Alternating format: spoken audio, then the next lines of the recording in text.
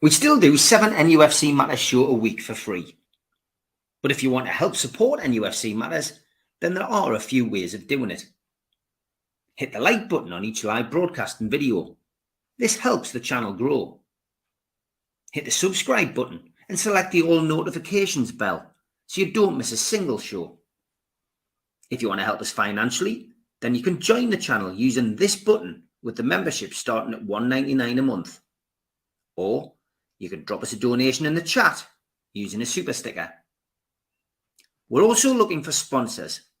If you'd like your brand advertised on the flyers for the show and featured during the ad break, then email John at nufcmatters.com to arrange today.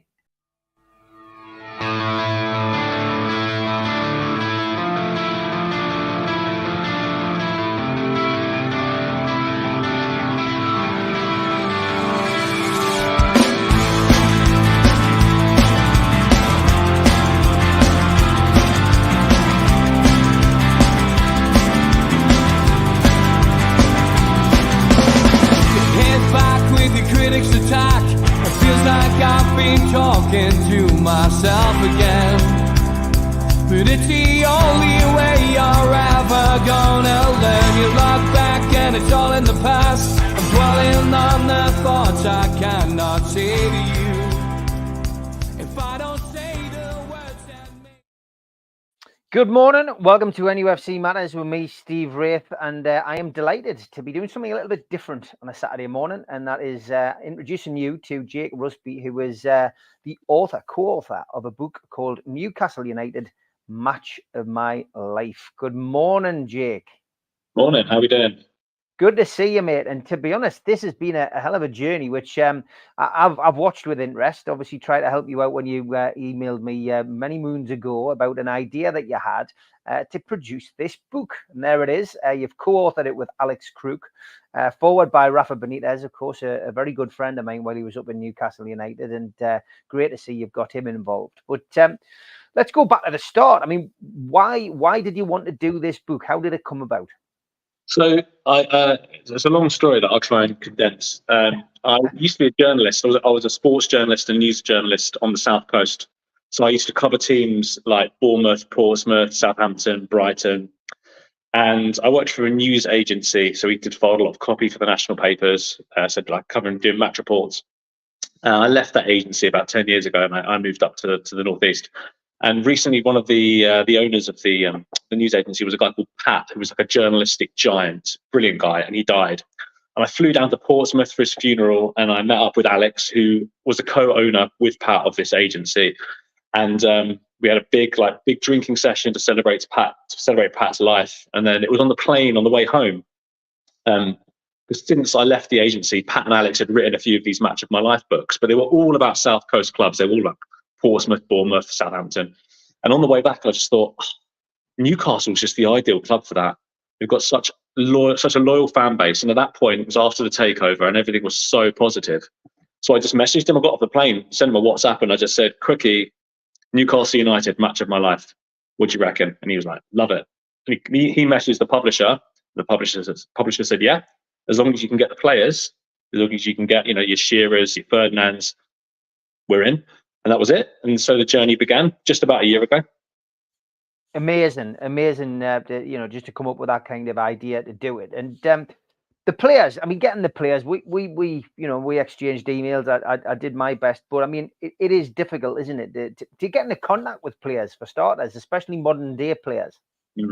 Yeah, it was. It helped that. So Alex, some people might know his name. He works on TalkSport. So he still commentates on games. He went to Qatar, did the World Cup, which was amazing for him, and he still does games now for them. And so he had a few contacts, which was great. So he had a couple of players to start with that we kind of got the ball rolling with. And once you get a couple on board, it becomes a lot easier. And as you said, you good stuff. You've helped me out, and Google was my friend as well. I had to do a lot of journalistic digging to try and find agents, contacts, and things like that. And had to, or it was a case of DMing them, Twitter or Instagram or whatever.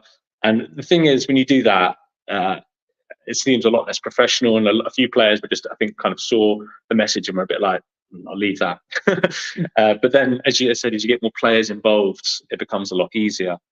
And once we had, I think we started off with Warren Barton was our first one, who Alex had a contact for. And then I believe it was your good self who helped. You put me in contact with an agent or a few players. And I think a player sent me to their agent, and then that agent helped me with Ferdinand, got Les Ferdinand on, and then it just snowballed from there, really. And we ended up with 21 players sort of spanning 50 years of Newcastle United. And it's been just a real magical journey for me as a football fan to be able to get involved with that. So let's start with Rafa Benitez. Rafa Benitez, of course, was Newcastle United manager when Mike Ashley was the owner, and of course Mike Ashley not very popular on Tyneside, and that's probably an understatement. But he brought Rafa in, and that was probably one of his better decisions because Rafa came in. He couldn't keep Newcastle up, but he got them straight back into the Premier League at the first time of asking, and he gave us probably for the first time a bit of stability and gave Newcastle United an opportunity to stay in the Premier League, which was great. Ultimately, the relationship was always doomed. Rafa very good at playing the politics and getting the fans on side. Mike Ashley, of course, not a fan's favourite. It was never going to end happily. But getting him to do the forward, I think it's a great move. I mean, I know some Newcastle fans didn't like his style of football as opposed to Eddie Howe football team players. But why Rafa for the forward? So we wanted to get a manager involved, an ex-manager, and I did approach Kevin Keegan. I managed to get a contact for him, and it wasn't something he was interested in doing, which is completely his prerogative. And he was really, really straightforward about it, really polite about it, and said, "Fine, that's no problem at all." So Alex and I put our heads together and said, "Oh, it'd be great to get Rafa," because even though some fans didn't like his style so much, there was no personal animosity towards him, as far as I can see. I've never spoken to a fan who didn't like him as a person. He always wanted the best for the club. He did his best for the club, and so I just thought, it'd be great to get him. Champions League winning manager, good guy, straight down the line, and so I found contact details for his agent, and I speak a bit of Spanish thanks to secondary school A level, and so I emailed his agent in Spanish. It took me a while to compose that email, and I got something back from him saying in Spanish, "This sounds okay. Give me a few more details." So I gave him a few more details, and he said, "Okay, I'll put this to Rafa, and we'll see." And then it was the following day. I was just in my spare room, sort of office, and I was just procrastinating. I think I was on Facebook putting a post on about the book or something, and my phone rang, and it was a withheld number, and I picked it up, and it was Rafa. I was completely weirded out by it, just sort of being sat there, and all of a sudden Rafa Benitez has called me up, and he just said, "Can we do the interview now, please?" So I said, "Yes, okay." And we just did it there and then. And he spoke to me for about an hour, was really candid, was very, very honest about his relationship with Mike Ashley, and was very, very honest about just about his time at the club. And it was quite an emotional conversation, because he did talk to me about a few of the games that he remembered. And the one that stuck with him was the 5-1 win against Spurs when United got relegated. But I remember it at the time, and there was a lot of talk about will he stay, will he go, and he stayed. And he came out and said that it was the fans, it was that day, it was this support that he received on the final day of the season that made him stay when the club got relegated. And I just thought it was brilliant. I just thought that for a manager to be ruled by his heart like that, it wasn't a case of money. He could have gone anywhere probably, but he wanted to stay because he felt loved, and I just absolutely loved it. I just loved talking to him about it, and he was just fantastic. What a really, really down to earth, nice guy. Yeah, top man, and that game does stand out for fans as well. I mean, it was crazy. Newcastle United relegated. They often say the pressure's up. Spurs Champions League. Places, and Newcastle tore them apart. Absolutely tore them apart. So no surprise to hear that that was a game that Rafa will always remember. You say Warren Barton was one of the first, and I presume that was one of your first, wasn't it? It was my very first. So I did the very first interview for the book, but yeah, it was Warren. So we did a Zoom call he was over in the States, and again he was just. The thing is, what I've discovered with this book is that I've been talking to my friends about it, huge Newcastle fans. Like, how was it? How did you feel interviewing these guys? And you all know yourself, Steve. They're just ordinary guys. They're ordinary guys who play football most of the time. Not prima donnas, especially people like Warren Barton. He was just straight down the line, and again, full of great stories, full of love for the club, for the fans. And it was just a really enjoyable chat between two North Londoners, actually, because we're both from the same part of the country. Yeah. And he told me lots of good stories about signing for the club, and he was very, very close to signing for Arsenal. He was a boyhood Arsenal fan, very close to signing for them, and decided when he met with Kevin Keegan, that was it. He was going to sign for Newcastle instead. He told me about when he first saw David Ginola. He and Les Ferdinand were having breakfast in a hotel, and this sort of silhouette of this long-haired kind of godlike figure descending upon the restaurant, and they were like, "Who is that guy?" Cigarette hanging out of his mouth, shirt half open. So he was brilliant. Really, really vivid memories of his time with the club. Great guy. Fantastic. Those of you who are interested in the Ryder Cup, by the way, Europe have just got another point on the board. America have got their first win. McIlroy and Fleetwood have finally tied that up. So one more game to finish in the foursomes this morning. Fascinating that. Europe winning 8.5, 2.5 to USA, which is fantastic. So who was the second player you interviewed, Jake? It was Celez. Again, just what a lovely bloke. He's I think his agent gave me his phone number, and this is when he was still at QPR, director of football. And I just sent him a WhatsApp message, bit of spiel about the book. This is what I'd like to do. Hey, Les, I'd love to talk to you for this Match of My Life book. It's all about Newcastle legends recalling their favourite games. And he just said, "Yeah, how about 5 o'clock on Wednesday?"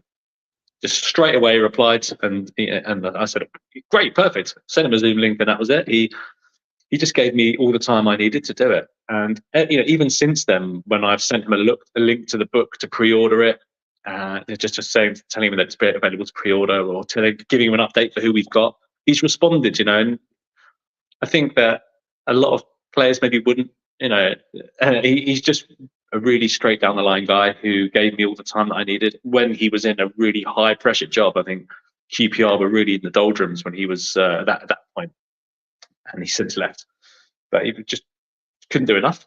And again, full of great stories, full of love, and just really, really lovely bloke. He talked to me about when he came back to Newcastle the first time when he was playing with Spurs, and said that he got a standing ovation from the crowd. And he said he just stood in the centre circle and just broke down. Like he couldn't take it all on board. It was just too much for him to have so many people still showing him so much love. And I'm a bit soppy like that. I love things like that. It was just brilliant. That's the sentimentality that's it does come across in football. There is a lot of emotion, and people do get attached to areas, and probably nobody more so than this man who does his regular podcast on here with Gibbo on a Thursday night. Malcolm MacDonald, another Londoner who came to the Northeast, and made a name for himself, became a number 9 legend, and had it not been for the arrival of Gordon Lee, probably would have stayed at Newcastle and seen his career out, but ended up at the Arsenal. Injury curtailed his career, but he left a lot of happy memories on Tyneside, and also a rather special one with England. Still the only man to score 5 goals in an international at Wembley, of course, in the 5-0 win against Cyprus. But Super Mac, I know from being on this show, when I'm hosting this show, I very rarely get a word in when Malcolm's on or Gibbo. I sit back with a smile on my face, Jake, every Thursday and just let the lads talk. I can imagine it was much the same for you when you were interviewing him for the book. Yeah, what was nice about Super Mac was I think he was my first one that I did in person. Right. I live in North Shields. He lives in North Shields, so we met at a local pub, just had a beer. But I know what you mean. He's full of stories, and obviously I'm sort of looking for quite specific things with the book. And it was about 40 minutes before we got anything usable, but that was absolutely fine because he was just talking and telling me these great stories, and he's full of them. Absolutely amazing. Like he told me the first time he met Bobby Robson was when he was asking for his autograph when he was a Fulham fan when he was about 8, and then he signed for Fulham 10 years later.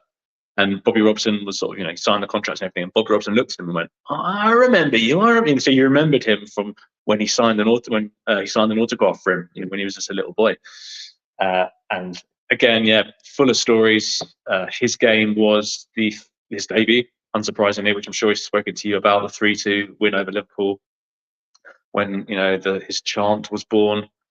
And my favourite story from that was because he used to have a nap before games. He used to lie on the physio's table and have a little sleep, and just because he was so relaxed, he said. And he obviously went out, he scored 3 goals, and then Ray Clements clashed into him, knocked him out, and he woke up on the physio bed. And Frank Clark was walking past, and he went, "Oh, Frank, I've just had the weirdest dream. I scored a hat-trick against Liverpool." And Frank Clark said, his words were, "Bonnie lad, you did. We won 3-2." I think it's just the fact that he thought he dreamt the whole thing. I thought that was, for me, as a former journalist, obviously I'm looking for their stories from the games, but what I'm looking for is those little nuggets, those just diamond lines of, thought he dreamt the whole thing. Just absolutely brilliant. And some little light bulb goes off in my head when he says that. I'm like, yes, that's exactly what I need for this. So the book is kind of peppered with these little lines, these little nuggets that I'm always kind of keeping my ears open for. And he was just full of them. I think each chapter was supposed to be 2,500 words, and we've got 21 chapters. But Malcolm McDonald's was about twice that, because he could just, Alex Crookie just said, just let it run, Jake, let it go. If it's good, just let it go. And he just story upon story upon story. Loved it. Yeah, he's great. And Malcolm, of course, will be at Louis' Liquor Store this afternoon with Gibbo at 1 o'clock. You want to get across there to see the pre-match, be there for 1. Those two legends will be giving you the predictions for the Burnley game today. They'll be in after the match as well, with it being a Saturday 3 o'clock kickoff. Another number 9. Again, I mean, I'll be fascinated to read the book and to hear what this guy's got to say. Reason being that the Northeast Breakfast Show that I do on Tyne Radio, we were discussing the greatest partnerships in the Northeast football scene. So, of course, Sunderland fans were suggesting, Phillips and Quinn, and Gabbiadini and Gates.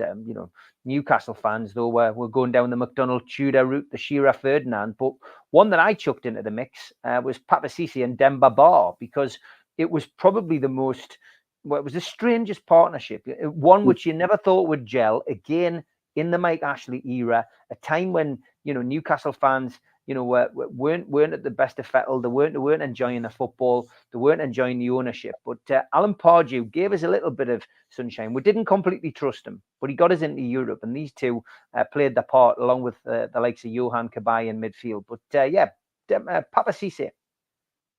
Again, what a good guy.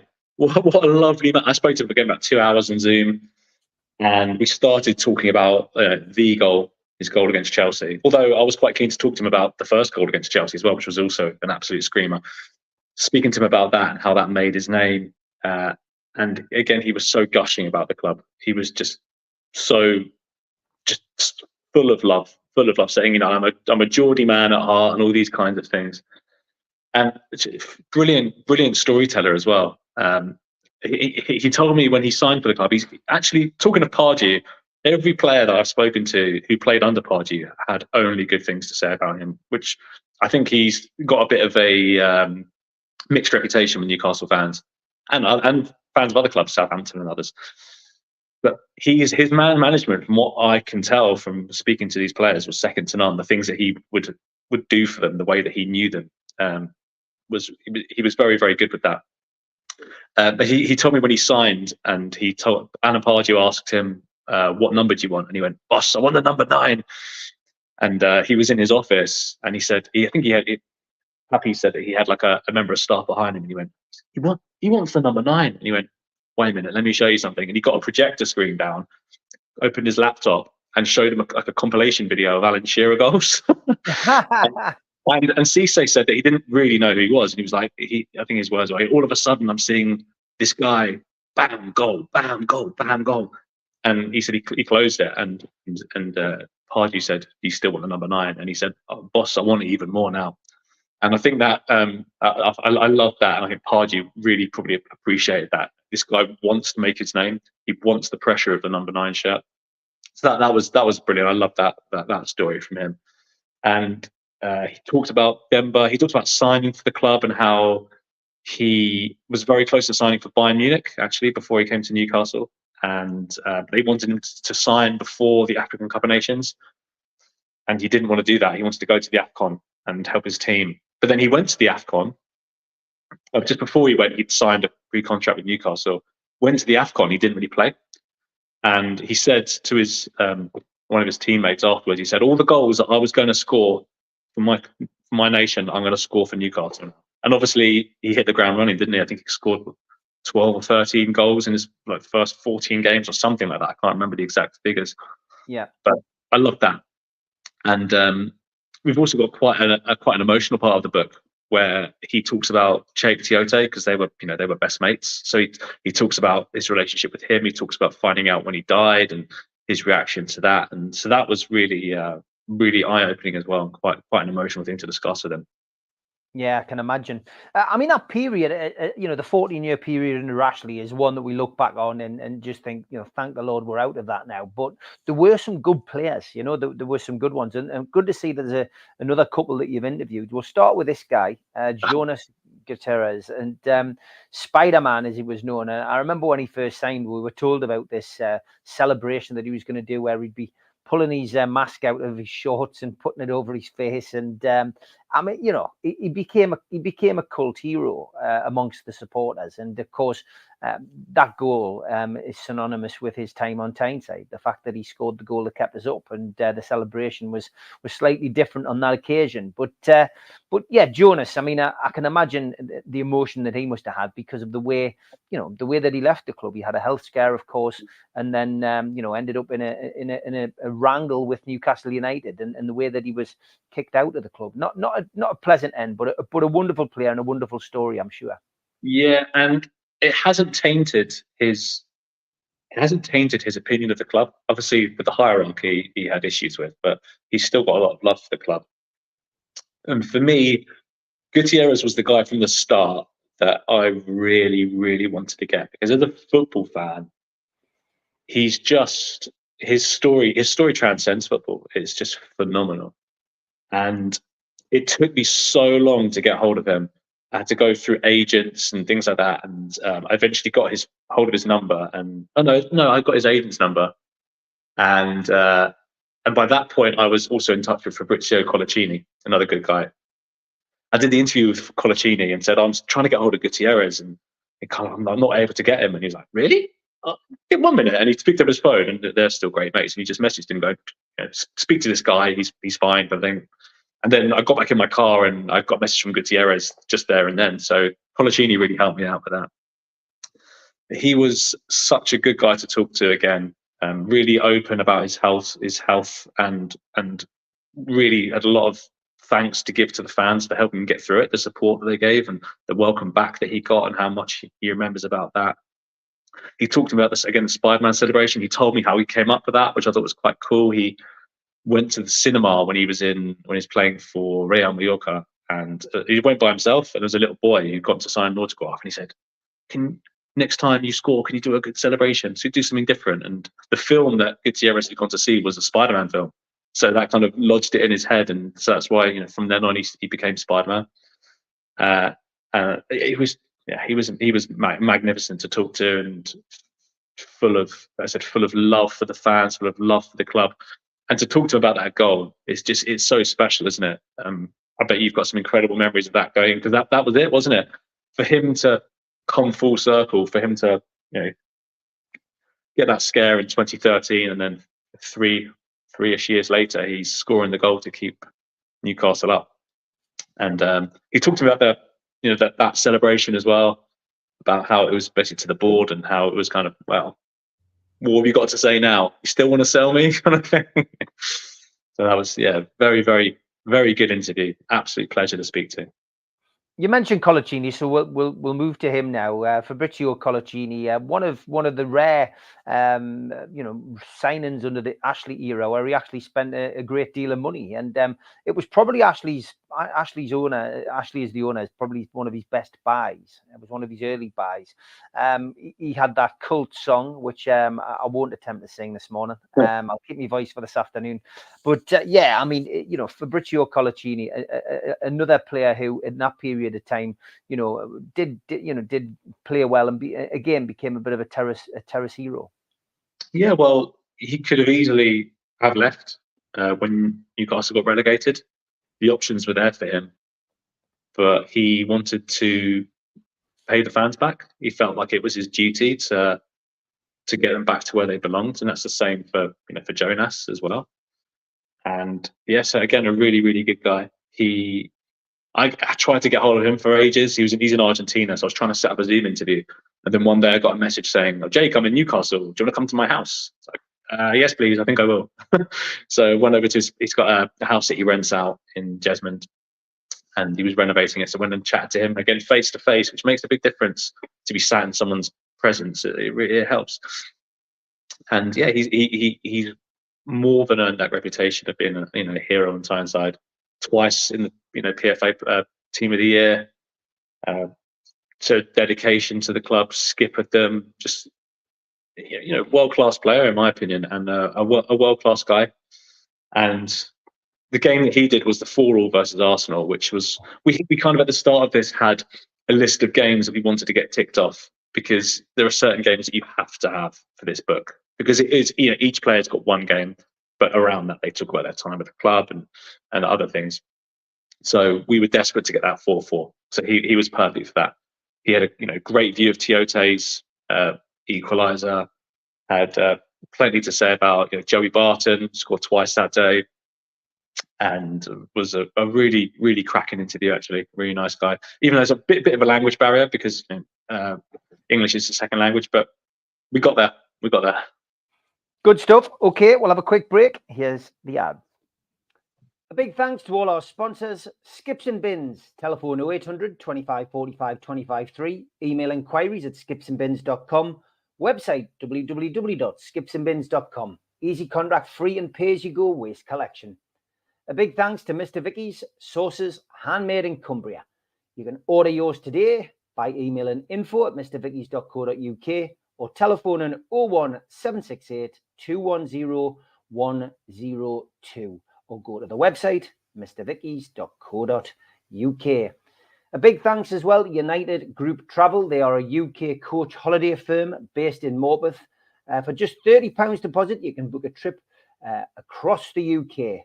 There are no strangers on their buses, just friends you haven't met yet. They are taking bookings now for 2024 tours, and you can call them on 01670 632 460 or mobile 0791 666 4174 or 07957 141 654. Big thanks to Media Arts for all the help with the video side of things. And a big thanks as well to New Workwear. You can find them at newworkwear.com. Please subscribe to the channel. All you need to do is hit the subscribe button. It's free. Hit the thumb up under the video to like the video and click share to share to your other social media. We're also available as a podcast on iTunes, Spotify, and other podcast providers. If you want to help the channel financially, why not take out a one-off £25 membership? What do you get for your money? You get a scarf, you get a pen, you get a membership card, and a cup, and you get entry into the monthly draw. How do you do it? Go to NUFCmatters.com. If you've got a smartphone, put your smartphone over this QR code, and it will take you straight there. We also support the food bank on this channel. How do we do it? We do it virtually. NUFCfansfoodbank.co.uk is the website. If you want to make a virtual donation today, go to that website and you can top up what they collect at the food bank outside the ground. We always advertise events on this channel as well. If you've got an event to advertise which has got a Newcastle United theme, please let us know. An evening with Frank Clark and John Gibson takes place at the Irish Centre. Tickets are £15. NUFCmatters.com for your tickets. The Tyne Theatre and Opera House are holding an event with Keegan, Beardsley and Waddle, the class of 84, 25th of January 2024. And you can book now 0844 249 1000. That's 0844 249 1,000. If you go to nufcmatters.com as well, we've got a couple of raffles ongoing. The Alan Shearer signed ball raffle, £1 a ticket. And the Kieran Trippier picture, £1 a ticket for that as well. And once the tickets are sold, the draw will be done. We've also got some T-shirts, which you can buy. The latest one, the latest hot seller is this one. Geordie's on tour. I've never seen a Mackem in Milan T-shirt with all of our Champions League fixtures on the back. Get yourself to nufcmatters.com. Buy one today. And don't forget the North East Brekkie Show, 7 till 9, Monday to Friday on tuneradio.co.uk. You can also get us on DAB Radio, smart speakers, app, and online. And it's a good opportunity to plug two things. First of all, we are teaming up with Raval Restaurant, which is just up the Tyne Bridge in Gateshead for their National Curry Week, 2nd to the 7th of October. If anybody wants to go and book a curry down there, you just need to go to ravaluk.com and you'll enjoy 20% off if you mention NUFC Matters 2023. And on Wednesday, they're opening early for the PSG game, so get yourself down there. Supermac and Gibbo are going to be on. And they are going to be on at 4 o'clock, 4 to 5. And for every tikka masala that's bought next week, they will give the cash equivalent to Feeding Families, a charity in Gateshead, which is going to feed local people. So that's a great gesture on their behalf. And it would be wrong of me not to mention this one. Newcastle United, match of my life. That rings a bell. That's because it's Jake's event. Lee Clark, David Kelly, Frank Clark, Supermac, Dan Byrne, Jonas Les, and Papa Cisse. Friday, the 24th of November, 7:30 p.m. at the Playhouse in Whitley Bay, hosted by TalkSport's Sam Matterface and Alex Crook. An audience question and answer, match of my life book signing. That looks like it's going to be an absolute belter, Jake. Yeah, well, I should make clear that the four players on the left are going to be there in person. What we'll do is, unfortunately, we couldn't get Jonas and the others over. I think Dan Byrne currently has a game the following day, so we couldn't get them in person. But we've got snippets from some of the chats we've done from them. Fantastic. Some exclusive sort of interviews with them. But yeah, Frank, Lee, Malcolm, and David Kelly they'll all be there in person to have a chat with the audience and sign some books as well. Absolutely brilliant. So tickets are £25. You can get them direct from the Whitley Bay Playhouse. It's a cracking venue. I was down there the other week to see Ian Lafreniere talk about the Likely Lads. So get yourself down there. Wonderful, wonderful venue. Friday the 24th of November, 7:30, Playhouse, Whitley Bay. Tickets £25. Okay. Thank you. Back to the book. We were talking about Colaccini there. Let's talk about another man who made a big splash in the back four and midfield, Barry Venison. And he was there in the very early days of the Entertainers, Barry. Yeah, he was talking to me about, I think he brought a lot of stability to that side. There was a lot of flair. But he was one of the guys, probably one of the more important, one of the more important players and unsung heroes, because he brought a bit of stability. He said that you'd often just see everyone streaming forward and look around him, and he'd be the only one defending. But that's why he was bought. He was bought to add that stability and had a bit of experience and leadership with his time at Liverpool. And boy, did he bring it! And really good guy. I did the interview with him. We did that one over the phone. He didn't really want to do it on Zoom. And I find that phone interviews are a little trickier to do, kind of harder to make that connection. But he was a very warm guy. He talked to me about, the goal he scored from about 30 yards, half volley. Spoke to me through all of that. And the main question I had was about the haircut, to be honest. That's what I wanted. I wanted to find out about his hair and talk to him a bit about that. And he said that, which I thought was really fascinating, was he kept it like he did because he used to get abuse for it and he loved it. It's a bit like when you see Aaron Ramsdale playing goal for Arsenal, and you can see that he feeds off of the banter from the crowd, right? I think there are several players like that. Ramsdale's the first one that comes to mind. But that's what he used to do. So he'd play and he'd get all these people shouting stuff at him and he would fire him up. And I thought that was a really interesting thing to say. And he said the same thing about his clothes too. He used to wear all kind of brightly coloured polka dot things because it used to make him feel like he stood out and it would attract the attention. And then that would make him, it would give him that sort of spur him on to play better, which I thought was really, really interesting. And he was one of the last interviews I did. A really, really good guy. Really, I mean, I don't know if you've spoken to him, Steve, before? Yeah, we knew each other quite well, but obviously moved to the US and we lost touch. But then over lockdown, I reached out and managed to get him onto this podcast. So we interviewed him, which was fantastic. Yeah, great guy, a lot of Really? stories. And I did ask him about the big story, which of course is who cut Kill Klein's hair. You've got to ask that question when you speak to Barry. He's a cheeky chappy. I think he had something to do with it, if you want my honest opinion. Jealousy, maybe. I don't know. Maybe he wants to be the only one with the. Yeah. Great stuff. All right. Well, that makes it worth reading as well. Great story with Barry, I'm sure, and some great stuff. Lee Clark is another friend of the show. We've had Lee on here many times on this platform. Always likes to jump on the podcast and give his opinion, and spends a lot of time watching his son Bobby now at Liverpool, of course. Yeah. But Lee Nash, as he was affectionately known in the dressing room, didn't just have one spell at the club. He had 2 spells at the club. So interested to know what you spoke to Lee about. I bet he's got lots of memories of favourite games. He does, yeah. I mean, the one he picked out was the game against Leicester, the year that got promoted. And, he got a hat trick of assists that game, and just said it was, the game that everything came together for them. Kevin wanted them to go out and put on a show for the St James's faithful, and that's exactly what happened. Amazing performance. Was it 6-1 at half time or something ridiculous like that? So that was great. Talking to him about that, he had full of memories of that day.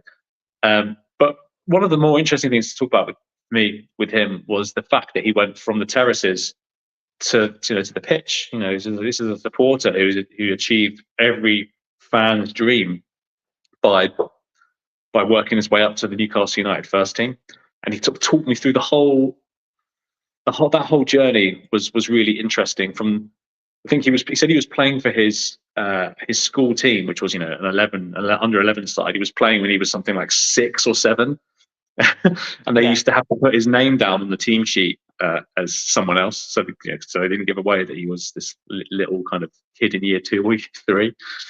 And just his journey from there to the first team was amazing. The fact that he used to, because he didn't have a driving license, he used to have to get the bus to games when he was playing. So you can imagine, all right, Lee, where are you going? St James's, please. And then and then on the bus on the way home, if he'd had a good game, the bus driver might let him on for free. Oh, that was quite cool as well. Really good guy. Talked me through the infamous Wembley debacle with the T-shirt, which actually he was quite happy to talk about. I thought he might close up a bit on that, but no, he was really open about it. And it, even though it might be a slightly awkward situation, I think it's almost endeared him more to Newcastle United fans for doing that. What a guy. Great stories. Lee's a top man here. We've shared quite a few on here. A couple more players to talk about. This man is infamous amongst our older fan base, of course. Frank Clark is my father. My father knows Frank Clark. It's, a song that used to echo around the terraces. And Frank, I mean, I think for me, the turning point in his career was when Newcastle said he wasn't good enough, released him, and he went on to win 2 European Cups under Cloughy at Forest and win the league. But I mean, still, he had a great career at Newcastle, Frank Clark, and he's still, still a legend up here, still welcomed. And of course, as we mentioned in the ads, we've got an event up here on the 7th of December at the Irish Club with Gibbo. So it shows you that he's still very popular on Tyneside. So I'm sure he had lots of great stuff to give you. Yeah, absolutely. Again, he's the club's, I think it's the 4th highest appearance maker of all time, something like that. So, you're talking real legendary status there. And he did go on and he did get kind of kicked out and then went on to prove the club wrong by winning the European Cup, which also happened to Alan Kennedy and other players we spoke to when he went to Liverpool and scored the winning goal in the European Cup final. Frank was brilliant. Again, full of memories. He talked to me about, he used to go and watch Newcastle every week. He used to go and watch Jackie Milburn. He was talking to me about watching, one of the greatest players, in the English game of all time. That was really magical, talking to him about that. And he obviously played in the First Cup final, along with Bobby Moncur, who we spoke to as well. And he told me that he valued his First Cup win as much as his European Cup wins, and I thought that was quite nice as well. He kind of puts them on an equal level, which I wasn't. I was quite surprised at that, because obviously the European Cup's the European Cup. But I think he really does value his time at Newcastle, and he is such a legend. You know, even though he's got this association with Forest now, I think he still lives around the Nottingham area. But he's a Newcastle legend as well, and so he was a must for the book. Really, he was a real must, and brilliant to talk to. I just love these guys' memories, how much they can recall from these games. There were some players, Barry Venison, he couldn't remember anything. He's like, I'm struggling to remember that game. Frank Clark's talking about games in the 60s.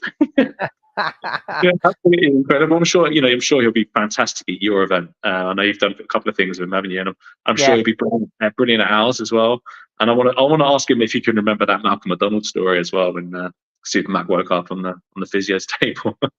Yeah, great stuff. Alan Kennedy, then you mentioned him, went on to European glory as well. But I mean, again, fond recollections of his time on Tyneside.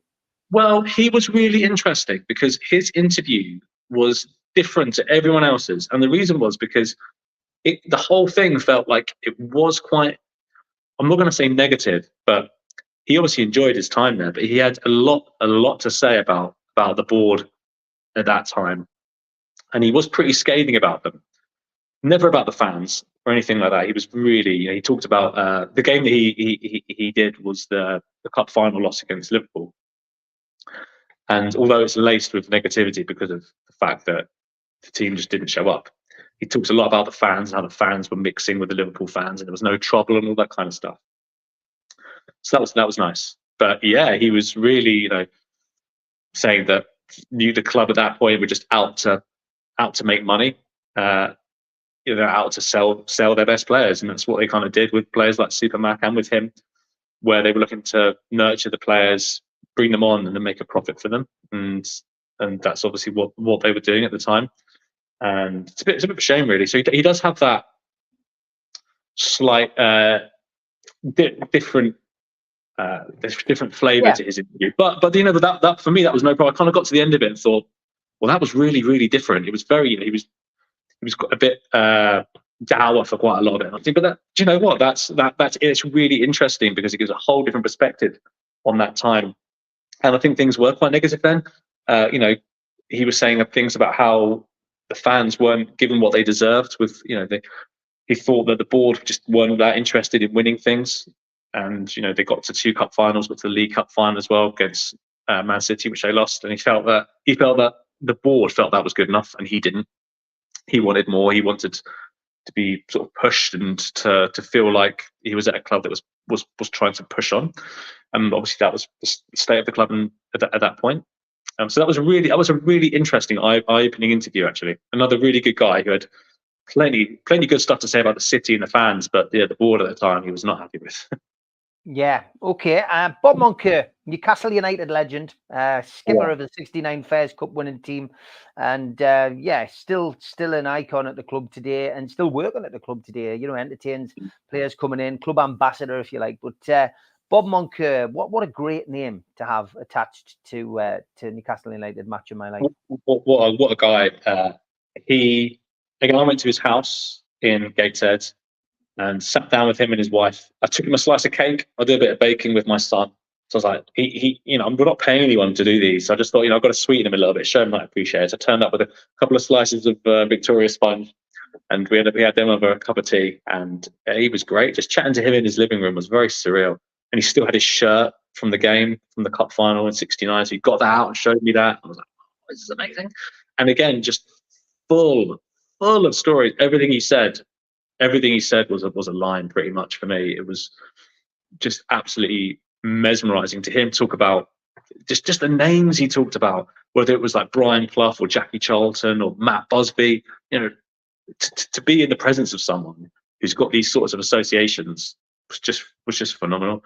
And some of the stories you may know. There's a story of him when they came home with the Fairs Cup and they did a victory parade, and they basically had a double-decker bus with the roof cut off it, and they stood on like a wooden table on the bus, kind of going around, and he had the trophy, and then they went under a bridge, and there was a low-hanging electrical wire, and the cup kind of touched it and sent an electric shock through him.